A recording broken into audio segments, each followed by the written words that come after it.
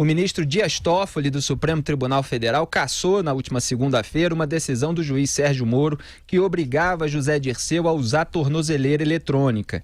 Toffoli considerou que Moro extravasou sua competência ao impor ao petista medidas cautelares. Dirceu foi solto pela segunda turma do Supremo no dia 26 de junho. Toffoli, Gilmar e Ricardo Lewandowski concederam a ele um habeas corpus de ofício, ou seja, sem terem sido provocados pela defesa.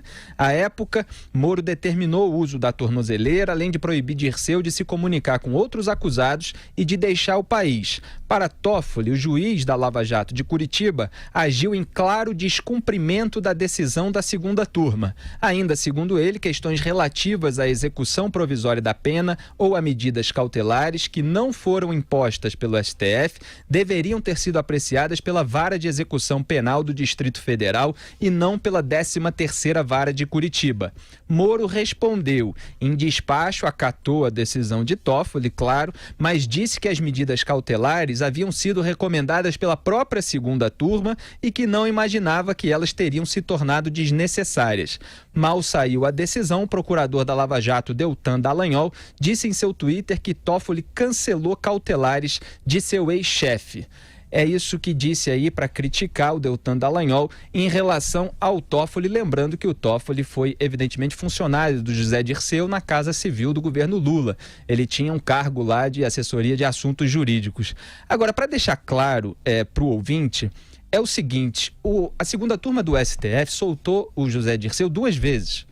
Ela soltou quando ele estava em prisão preventiva pela Lava Jato desde 2015, faz um tempo, acho que foi em 2017 que soltou, com 3 votos da maioria libertadora de sempre, o Dias Toffoli, o Gilmar Mendes e o Ricardo Lewandowski. E naquela ocasião, quando o Dirceu ainda estava em prisão preventiva, sem ter sido ainda condenado em segunda instância, a segunda turma recomendou ao juiz Sérgio Moro que aplicasse medidas cautelares, entre elas a proibição de deixar o país. Então, a questão que se coloca é, se o Supremo Tribunal Federal, a segunda turma do Supremo Tribunal Federal determinou que o Moro aplicasse medidas cautelares quando o Dirceu não tinha nem sequer sido condenado em segunda instância, por que elas não deveriam ser aplicadas agora, depois que o Dirceu foi condenado em segunda instância?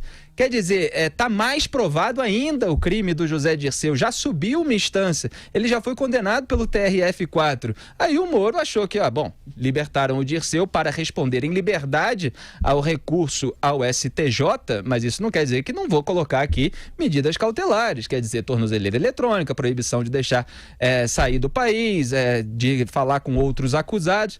Então, é uma incoerência jurídica tremenda, Augusto Nunes, porque o risco de cometimento de crimes que eles próprios tinham apontado, inclusive o Toffoli, evaporou. Depois que ele foi solto da prisão preventiva, agora ele é solto depois de ser condenado, não existe mais o risco que existia antes? Quer dizer, é absurda essa decisão. Essas considerações que você fez mostram, provam, mais uma vez, que o Dias Toffoli só é coerente na sabugice. Vamos lá. Depois de ter sido reprovado 2 vezes do concurso de ingresso na magistratura em São Paulo, o Dias Toffoli foi adotado pelo José Dirceu. Tá? Ele é um filhote adotivo do José Dirceu. Ele foi, graças ao José Dirceu, advogado de campanhas eleitorais do PT, mais de uma vez, e era o Dirceu chefe do partido. Ele foi assessor da Casa Civil quando a Casa Civil era chefiada do governo Lula pelo José Dirceu. E ele foi advogado-geral da União graças à influência do José Dirceu. Dali é que ele foi transferido para o Supremo Tribunal Federal, onde ele decidiu que pagaria essa conta com os responsáveis pela sua ascensão até o fim da vida, até o fim dos tempos, até essa eternidade, né? Enquanto durar essa eternidade, que não acaba, como sabemos, como ministro do Supremo. Ele ainda é jovem e vai ficar lá até os 75 fazendo isso, está mais do que provado agora. Agora, veja, o Sérgio Moro é um juiz que foi aprovado em concurso, juiz de carreira, sabe julgar. Fica ouvindo coisas do Toffoli, que é apenas um especialista em chicanas concebidas para proteger os seus amigos. Agora, ele deveria ter se declarado primeiro impedido. Como é que ele pode julgar um ex-chefe?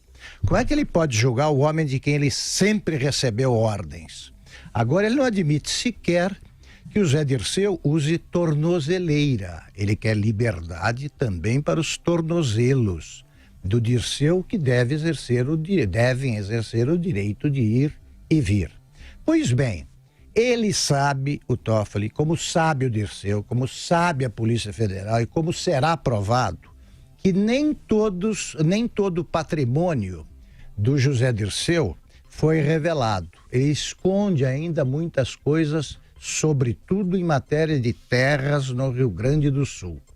Está em liberdade, livre para se movimentar, para tentar obstruir a justiça e ocultar provas. É esse o exemplo que está dando o Dias Toffoli, e ele está mostrando ao Brasil inteiro por que foi reprovado 2 vezes e seria reprovado tantas vezes quantas se inscrevesse para fazer esse concurso, quando tentou ser juiz de verdade, o que não é.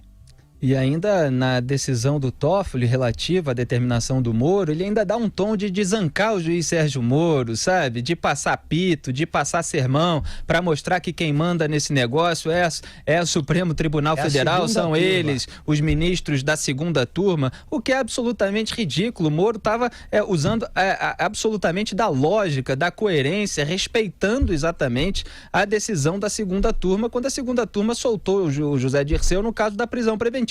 Então era natural que houvesse o restabelecimento das medidas cautelares. E é óbvio, José Maria Trindade, que um condenado em segunda instância, que é solto, que já não devia ser solto, porque já é o desrespeito à decisão do plenário, para responder em liberdade, precisa ter um certo monitoramento sobre ele, né? E condenado em segunda instância e preso pelo Supremo, porque Dirceu recorreu ao plenário do Supremo e o habeas corpus dele foi negado, né? Exato.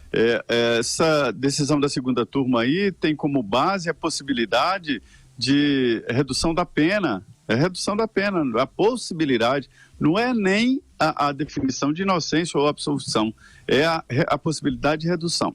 Felipe Augusto, quando o Supremo Tribunal Federal foi definido pela Constituição de 88, a ideia é de que houvesse esse controle da constitucionalidade. Alguém tem que dar a última palavra. E a Constituição entendeu que seria o Supremo. Mas esta última palavra é a última palavra da Constituição.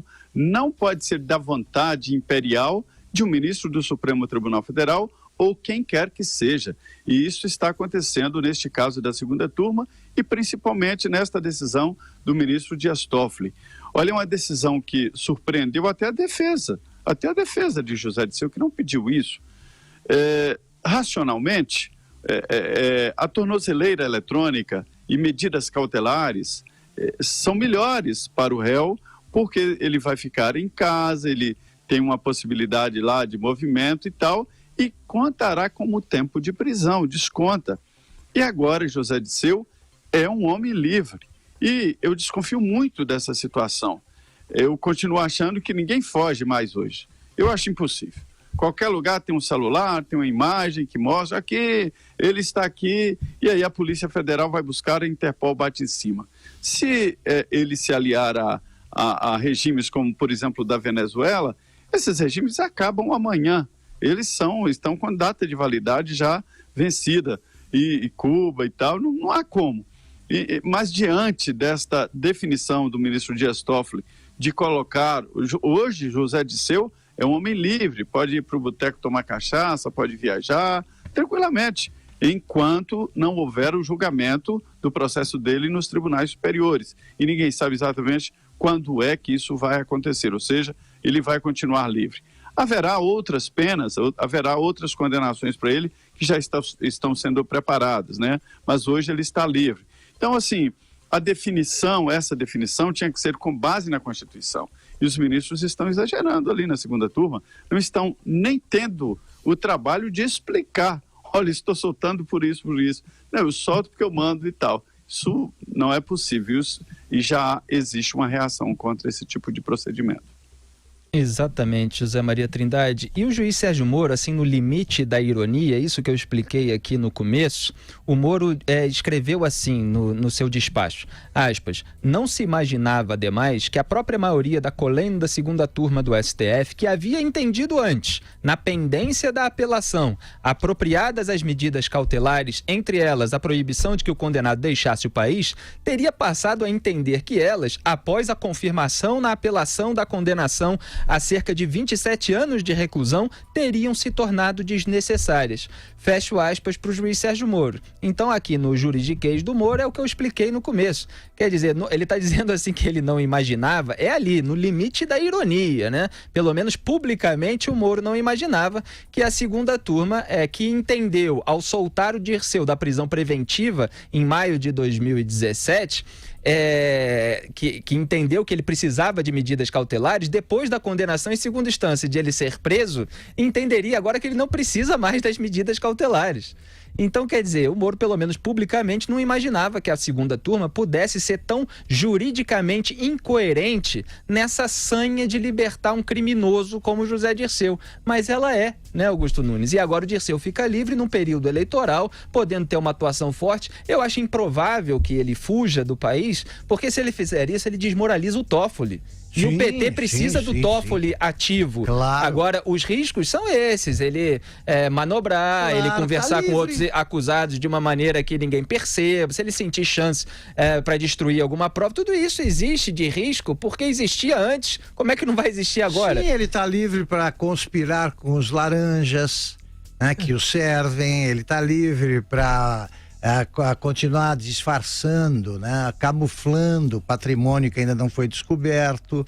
Agora, o Moro é fantástico nisso aí, né? Ele pega no fígado suavemente. Com uma sutileza, uma elegância. Só o alvo sente a dor. Mas é muito cinismo, né, do Toffoli. Por que ele não responde a isso?